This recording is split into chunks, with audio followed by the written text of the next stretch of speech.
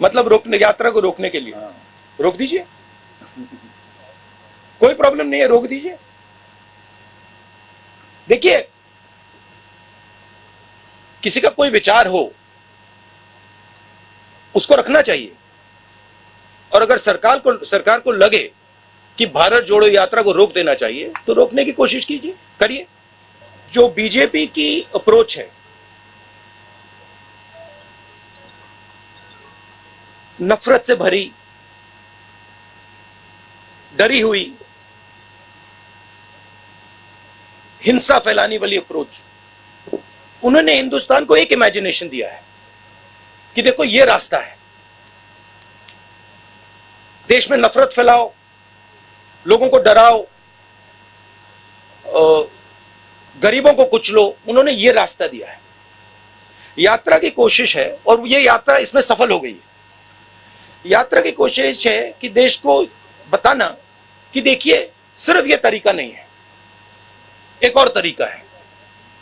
जयराम रमेश जी ने कहा कि हमने प्रेस से 6-7 बार बात की है।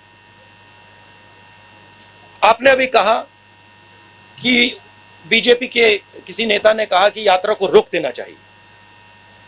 मैंने ये यहां तो नहीं कहा ना कि वो बिल्कुल गलत बोल रहा है, उसको चुप कीजिए, उसको मारिए, उसने कैसे बोला, नहीं।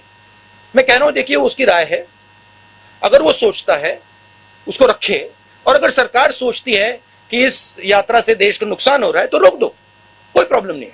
सरकार की मेंटालिटी कि भाई हाँ देखो ये खेती कर रहा है, उसको छोड़ दो, करने दो, सही रेट मिले ना मिले छोड़ दो, कर्ज माफी की जरूरत है नहीं छोड़ो, ये एटीट्यूड बदलना पड़ेगा, उसको सेंटर में लाना पड़ेगा। कहना पड़ेगा कि नहीं, ये सबसे जरूरी चीज है, और ये देश को भोजन देते हैं, ये 24 घंटा काम करते हैं, और सरकार और देश का फर्ज बनता है कि वो इनकी रक्षा करे।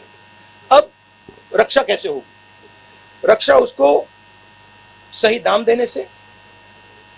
हम न्याय योजना लाए थे, समझा दूं या आप जानते हो उसके बारे में? हर महीने हिंदुस्तान के सबसे गरीब लोगों को डायरेक्ट बैंक अकाउंट में पैसा, 72,000 रुपए साल के हर फैमिली को। तो उससे गरीब किसान के नीचे एक फ्लोर, फर्श बन जाएगा, उसके नीचे वो गिर ही नहीं पाएगा। तो नीचे आपने उसको मिनिमम पैसा दे दिया, कम से कम पैसा, और साइड से आपने उसकी रक्षा की।